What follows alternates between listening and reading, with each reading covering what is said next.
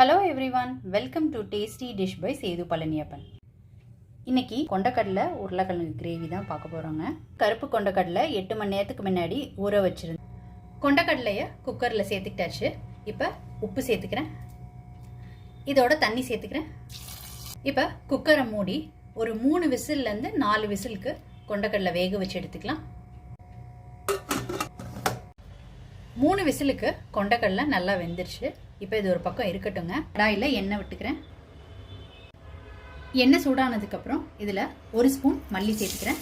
Kashmiri chilli 2 சேர்த்துக்கிறேன். 1/2 spoon மிளகு, 1/2 spoon ஜீரகம், 1/2 ஸ்பூன் சோம்பு. அடுத்து இதில் 2 துண்டு பட்டை, 2 துண்டு கிராம்பு, கல்பாசி, 1 ஏலக்காய். அடுத்து இதில் இஞ்சி பூண்டு சேர்த்துக்கிறேன். சின்ன வெங்காயம் ஒரு 15 சேர்த்துக்கிறேன். அடுத்து இதில் 1/4 ஸ்பூன் கசகசா சேர்த்துக்கிறேன். அடுத்து இதில் 2 தக்காளி சேர்த்துக்கிறேங்க. கருவேப்பிலை சேர்த்துக்கிறேங்க.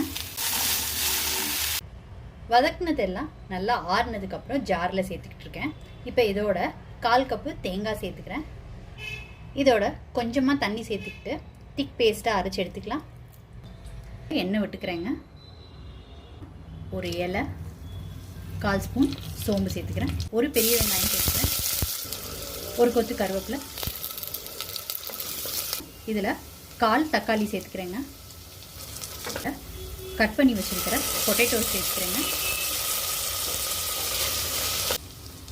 மிளகாய்த்தூள், மஞ்சள்தூள், மல்லித்தூள், கரம் மசாலா தூள். இதோட அளவுகளை நான் ஸ்க்ரீனில் கொடுக்குறேங்க. இது எல்லாத்தையும் நல்லா கலந்து விட்டுக்கலாம். நல்லா கலந்து விட்டுக்கலாம். இதில் கொஞ்சமாக தண்ணி சேர்த்துக்கிறேங்க. உப்பு சேர்த்துக்கிறேங்க.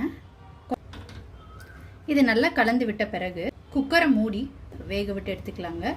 இப்போ உருளைக்கிழங்கெல்லாம் நல்லா வெந்துடுச்சு.